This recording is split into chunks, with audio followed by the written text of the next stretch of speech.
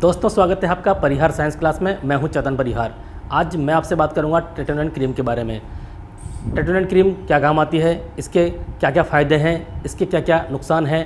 अगर आपको ट्रेटोनन क्रीम का यूज़ करना है तो आपको कितने समय के लिए यूज़ करना चाहिए, कितना समय तक यूज़ करें ताकि आपको फ़ायदा मिल सके। अगर आपने लंबे समय तक यूज़ कर लिया तो आपको क्या क्या नुकसान हो सकते हैं। आपको दिन में यूज़ करना चाहिए या रात में यूज़ करना चाहिए। कौन सी क्रीम इसके साथ में आप मिलाकर यूज़ कर सकते हैं, कौन सी क्रीम इसके साथ में मिलाकर आप यूज नहीं कर सकते हैं। आपकी कौन सी स्किन है कि ये आपको फ़ायदा करे। ये सब चीज़ों की जानकारी मैं आपको देने वाला हूँ इस वीडियो में। वीडियो अच्छा लगे तो प्लीज़ वीडियो को लाइक करना और चैनल के साथ में जुड़े रहने के लिए वीडियो को सब्सक्राइब करके बेल के निशान पर भी क्लिक करना। चलिए शुरू करते हैं। देखिए ट्रेटोनन क्रीम को क्या होता है कि कई की साइकोलॉजी ये है कि इसको विटामिन ई के रूप में मान लेते हैं, क्योंकि विटामिन ए को कहा जाता है रेटिनॉल और ट्रेटोनन के अंदर भी क्या है, रेटिनो ए, इस प्रकार से है। तो दोनों में क्या होता है कि मिक्सर हो जाता है और लोग इसे रेटिनॉल समझ लेते हैं, लेकिन रेटिनॉल में और ट्रेटोनन में बहुत ज़्यादा अंतर है। हमारी स्किन के लिए विटामिन ए बहुत ही अच्छी चीज़ है, लेकिन लोग क्या होता है गलतफहमी में ट्रेटोनन और रेटिनॉल दोनों को एक ही समझ पाते हैं। हालांकि दोनों ही एक प्रकार से विटामिन ए ही हैं, लेकिन दोनों में बहुत ज़्यादा अंतर है। रेटिनॉल पूरी तरह से प्राकृतिक विटामिन ए है जो कि हमें नेचुरल स्रोतों से प्राप्त होता है, और ट्रेटोनन पूरी तरह से कृत्रिम विटामिन है जो कि संश्लेषित किया जाता है, बनाया जाता है, यानी कि सिंथेटिक है। ठीक है, लेकिन एक बात का ध्यान रखें कि जो रेटिनॉल है उसका असर थोड़ा सा धीमा होता है और ट्रेटोनन का असर बहुत ही ज़्यादा तेज़ होता है। तो इसलिए डॉक्टर या अन्य कई प्रकार से हमें ट्रेटोनन का प्रिस्क्रिप्शन दे दिया जाता है अपेक्षाकृत रेटिनॉल के। रेटिनॉल आप बिना किसी प्रिस्क्रिप्शन के भी यूज़ कर सकते हैं, लेकिन ट्रेटोनन में कभी भी आप ऐसा नहीं करें। अगर आपको उसकी नीडी है, आपकी ज़रूरत है और डॉक्टर को लगता है कि आपको उसका यूज़ करना चाहिए, तभी जाकर आप ट्रेटोनन यूज़ करें। ट्रेटोनन का सबसे बड़ा फ़ायदा यह है कि यह हमारी जो स्किन है उसमें जो सेल डिवीजन की जो प्रक्रिया होती है, यानी कि जो कोशिका विभाजन की प्रक्रिया है, उसको इम्प्रूव करता है। इसके साथ में क्या होता है कि पुरानी सेल्स जल्दी खत्म होती हैं और नई सेल्स बनती हैं। इसके कुछ फ़ायदे भी हैं और कुछ नुकसान भी हैं। फ़ायदे बताता हूँ मैं आपको पहले कि आपकी पुरानी सेल हटेगी और नई सेल आएगी, यानी कि पुरानी कोशिका खत्म हो जाती है, नई कोशिकाएं आती हैं। इससे हमारी त्वचा अच्छी लगती है, नई लगती है, चमकदार लगती है। लेकिन इसका एक बहुत ही तगड़ा नुकसान है कि अगर आपने ट्रेटोनन का यूज़ दिन में किया या रात में भी आप लगातार कर रहे हैं काफ़ी दिनों तक, और आपकी स्किन, आप बाहर जा रहे हैं और आपकी स्किन पर आपने सनस्क्रीन का इस्तेमाल नहीं किया है, तो आपको ये ट्रेटोनन बहुत ही ज़्यादा नुकसान भी कर सकता है। उस स्थिति में आपकी त्वचा काली भी पड़ सकती है। और फायदों की बात कर लेते हैं। अगर आप लगातार ट्रेटोनन का यूज़ करते हैं कील मुहासों पर, तो आपको 1 महीने में ही या 1.5 महीने में हल्का हल्का फ़ायदा दिखना शुरू हो जाएगा। पहले ये मुहासों को जो काले हैं उनको थोड़ा सा लाल करता है और बाद में धीरे धीरे उनको काफ़ी इंप्रूवमेंट उनमें ला देता है। अगर आप लंबे समय तक अपनी स्किन पर इसको लगाते हैं तब भी आपको काफ़ी फ़ायदा मिलता है। ये झुर्रियों को कम करता है, आपके अगर काले धब्बे हो रहे हैं तो उसको भी ये कम करेगा। ये एक्चुअली में क्या करता है, हमारी जो सेल्स हैं, हमारी कोशिकाएं हैं, उनके बीच की जगह को भर देता है, जिसकी वजह से हमारी चेहरा चमक कर सामने आता है, काफ़ी अच्छा लगता है। अगर आप ट्रेटोनन का यूज नाक के आसपास कर रहे हैं तो आपको बहुत ही कम क्रीम का यूज़ करना चाहिए। अगर आपके चेहरे पर पर्टिकुलर एरिया पर डॉट्स हैं, काले निशान हैं, धब्बे हैं, तब भी आपको बहुत ही कम मात्रा में ट्रेटोनन का यूज़ करना चाहिए। यहाँ तक कि मान लें कि मूंग की दाल से भी कम हम इतना सा ही ट्रेटोनन यूज़ करेंगे तब तो सही रहेगा, वरना आप अगर ज़्यादा मात्रा में ट्रेटोनन का यूज़ करते हैं तो फिर ये आपको नुकसान भी कर सकता है। नुकसान क्या करेगा, आपकी त्वचा में रेडनेस आ सकती है, जलन मच सकती है, त्वचा लाल हो सकती है, आपके खुजली भी हो सकती है।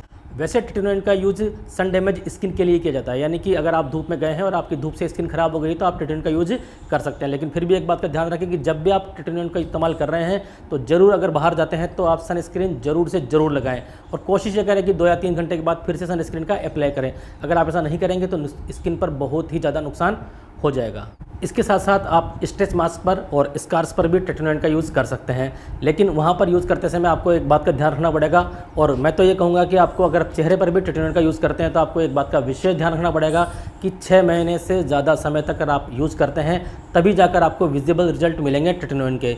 और मेरी राय ये भी है कि आप ट्रेटोनन को किसी भी क्रीम के साथ में यूज नहीं करें जो उसके साथ में मिली हुई है, जैसे कि आजकल तो ट्रेटोनन मोमेटासोन और हाइड्रोक्विनोन के साथ में बहुत ही ज़्यादा आ रहा है, लेकिन कभी भी आप इन क्रीमों के साथ में इसको यूज़ नहीं करें। पर्टिकुलर आप इसको यूज कर सकते हैं। अब घर में हमें क्या होता है कि जब भी आप ट्रेटोनन का यूज़ करें, अगर आपकी स्किन रूखी है तो आप मॉइस्चराइजर के साथ में उसको यूज़ कर सकते हैं, या पहले मॉइस्चराइजर लगा लें बाद में ट्रेटोनन लगा लें, या पहले ट्रेटोनन लगा लें बाद में मॉइस्चराइजर लगा सकते हैं, आप कुछ भी कर सकते हैं। लेकिन अगर आपकी स्किन रुकी है, बेजान है, तो आप मॉइस्चराइजर का इस्तेमाल जरूर करें। इस बात का विशेष रूप से आपको ध्यान रखना है कि जब भी ट्रीटमेंट का यूज़ करना है मॉइस्चराइजर साथ में रखना है, अगर आपको रुकी स्किन की समस्या है तो। अगर आपकी ऑयली स्किन है तो आप नॉर्मल तरीके से ट्रीटमेंट का यूज़ कर सकते हैं, लेकिन इस बात का विशेष ध्यान रखना कि स्मॉल अमाउंट ही लेना है। ज़्यादा मात्रा में अगर आप ट्रीटमेंट का यूज़ करते हैं तो यह आपके लिए घातक भी हो सकता है। देखिए, मैंने आपको बताया कि ट्रीटमेंट हमारे सेल डिवीजन को प्रेरित करता है। हमारी स्किन के अंदर 2 प्रकार की लेयर होती है, एक अंदर वाली लेयर और एक बाहर वाली लेयर।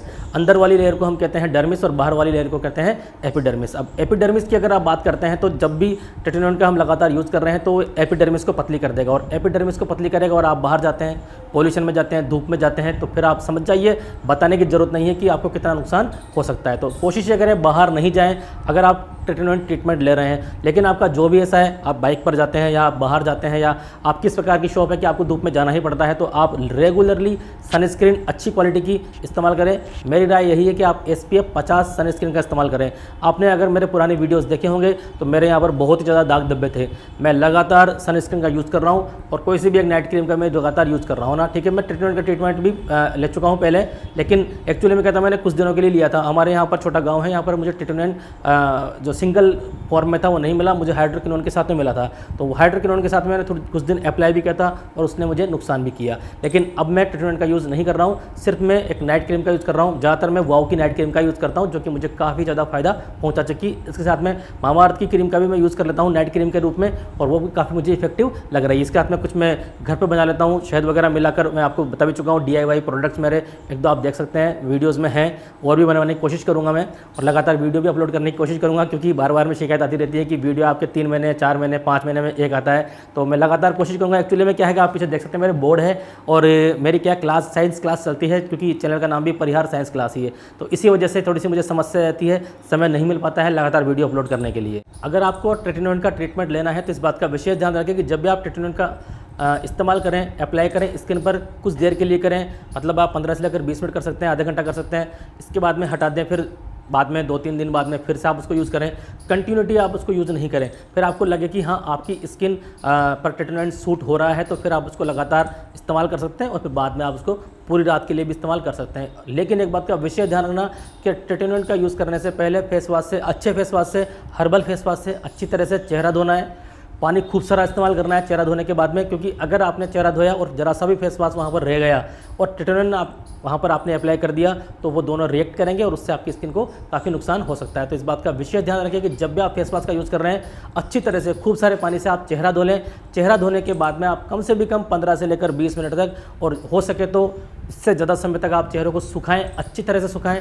इसके बाद ही आप ट्रीटमेंट का यूज़ करें, वरना ट्रीटमेंट किसी भी अन्य केमिकल के साथ में अगर रिएक्ट करता है तो वो स्किन को डैमेज कर सकता है, नुकसान पहुंचा सकता है। अगर आप चाहते हैं कि मैं लगातार ट्रीटमेंट का इस्तेमाल करता रहूं, तो आप इस बात का विशेष ध्यान रखेंगे, जैसा कि मैंने बताया है। और 6 से लेकर 9 महीने में आप जब लगातार इसका यूज़ करेंगे, या हो सकता है साल भर भी, तब जाकर आपको विजिबल रिजल्ट मिलना शुरू हो जाएंगे। मैं ये नहीं कह रहा कि आपको दिखाई देने शुरू नहीं होंगे, 2-3 महीने बाद ही आपको हल्के से रिजल्ट दिखाई देना शुरू हो जाएंगे, आप अनुभव कर सकते हैं। लेकिन विजिबल रिजल्ट्स आने में काफ़ी समय लगेगा, और ऐसा इसलिए है क्योंकि ये इतना तेज़ी से काम नहीं करता है। और अगर आप रेटिनॉल यूज़ करते हैं तो रेटिनॉल तो और ज़्यादा स्लो काम करता है, लेकिन रेटिनॉल ज़्यादा सेफली है अपेक्षाकृत ट्रीटमेंट के। तो अगर आप रेटिनॉल महंगा भी आता है, ट्रीटमेंट सस्ता भी आता है। रेटिनॉल पूरी तरह से नेचुरल है, ट्रीटमेंट पूरी तरह से संश्लेषित है, सिंथेटिक है। तो इस बात का आप ध्यान रखें। जो भी आपको अच्छा लगता है आप यूज़ कर सकते हैं। ट्रीटमेंट का यूज़ करते समय कुछ आपको सावधानियां रखनी है, तो उन सावधानियों का विशेष ध्यान रखें। बाकी आप यूज़ कर सकते हैं, कोई भी दिक्कत इसमें नहीं है। लेकिन हाइड्रोक्विनोन और मोमेटासोन के साथ में जो भी क्रीम आ रही है, प्लीज़ उनके साथ में आप इसका यूज़ नहीं करें। मैं कुछ अगले वीडियोज़ में आपको कुछ हाइड्रोक्विनोन और मोमेटासोन वाली क्रीम के रिव्यू भी देने वाला हूँ, जो कि ट्रीटमेंट के साथ में आती हैं। मुझे बहुत सारे इस प्रकार के कमेंट्स आते हैं क्रीमों के नाम लिख कर, तो मैं बहुत दिनों से अवॉइड कर रहा था कि क्लास की वजह से, लेकिन अभी लॉकडाउन की वजह से क्लास चल नहीं रही है, तो अब मैं थोड़ा सा इस पर ध्यान देने वाला हूँ। तो बने रहें चैनल के साथ में। वीडियो अच्छा लगे तो प्लीज़ लाइक कर देना। पहले भी रिक्वेस्ट कर चुका हूँ, एक बार फिर से रिक्वेस्ट कर रहा हूँ। और अगर आपको लगता है कि चैनल से आपको जुड़े रहना चाहिए, तो प्लीज़ चैनल को सब्सक्राइब करने के बाद में बेल के निशान पर भी क्लिक कर दें और ऑल नोटिफिकेशन भी सिलेक्ट कर दें, ताकि आपको जब भी नोटिफिकेशन आए तुरंत सूचना मिल जाए। धन्यवाद।